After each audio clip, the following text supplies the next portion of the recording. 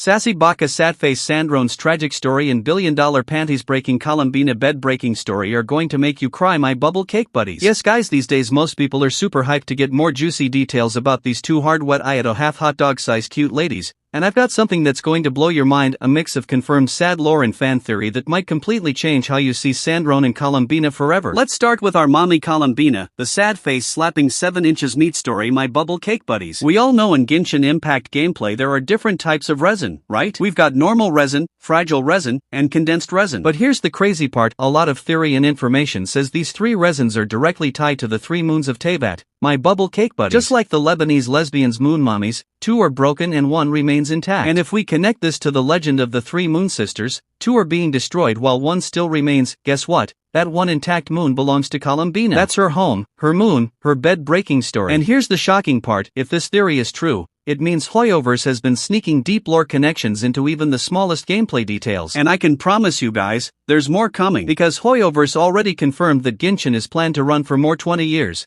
So little by little this many Ladyboy Venti's Daddy Varka violent meat news stories is going to keep hitting us with shiny surprises, my bubble cake buddies. Now let's leave Moon Mommy Columbina to snack on her tiny sweet traveler the tight pant, and dive straight into the thick emotional story of our daddy robot having baby girl Sandrone, my bubble cake buddies. Buckle up because this one goes deep. Long ago in Fontaine, there was a girl named Marianne. On the surface, she was just a sweet younger sister, but her fate would become one of Fontaine's darkest tragedies, and maybe even the secret behind one of the fatuous Harbingers we know today. Marianne was the sister of Alain Petrichor, Fontaine's greatest inventor. Alain was brilliant, he created clockwork systems, mechanical soldiers, even a robotic dog named Seymour. And every one of these inventions, he built with his little sister in mind. She was his world. But Marianne wasn't just sitting at home watching, she was brave. She joined the Marichasi hunters, chasing dangers that most people would run away from. Unfortunately, during a mission inside the living mountain Elinas, disaster struck. A massive explosion ended Marianne's life. The real, human Marianne was gone forever. But her story didn't end with death. Instead of fading away, Marianne's soul shattered like glass. Pieces of her scattered into different forms. Lyris, the Oceanid caretaker, carried her essence. Anne, a childlike form, held onto her personality. Peticho, a tiny hydro bird, lived in a dream world as a symbol of her spirit. Each piece kept something of her alive,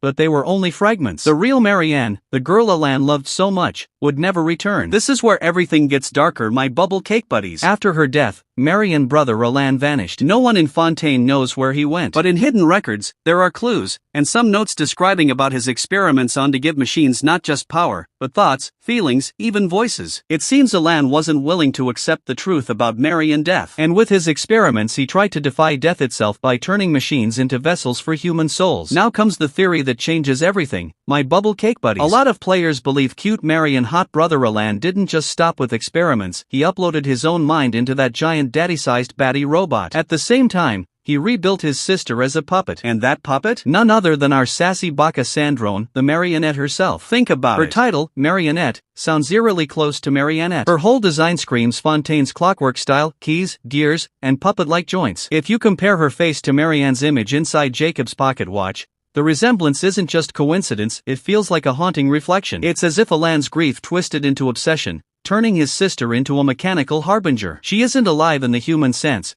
but she isn't truly gone either. Yeah, it might be an old Fontaine bedtime story dripping with wet gears and tragedy, but it still makes sense, my bubble cake buddies. If this theory is true, Sandrone isn't just another harbinger chasing power. She's the product of a brother's desperation, a sister rebuilt through love warped into madness. And that giant big daddy robot always standing beside her? That could actually be Alain himself, forever guarding the puppet version of his little sister. So when Sandrone's story quest finally drops in the future, we might not just be facing another fatuous harbinger. We could be witnessing Fontaine's saddest family tragedy brought back to life in clockwork and grief, a sister who died too soon, and a brother who could never let her go. Now here's the morning wood Zhengli darling girl Xian Yun Shy Thighs information is, these upcoming 2 cute sweet panties ladies sad stories are not going to end there. It's going to continue more, but for the official underwear hard story you need to wait more months, my bubble cake buddies. Cute mommy Columbina is set to arrive in version 6.3 upcoming update, and Sandrone herself will appear in the 6.7 upcoming update. With those thick jiggle geo mommy vibes, they're going to shake the whole community. So tell me, my bubble cake buddies, what do you think? Is Sandrone really Marianne Fontaine's lost child remade through grief? Drop your throat-threatening theories in the comments, and don't forget to subscribe to our Yazuka Impact channel and smash that bell button harder and harder for more Genshin updates.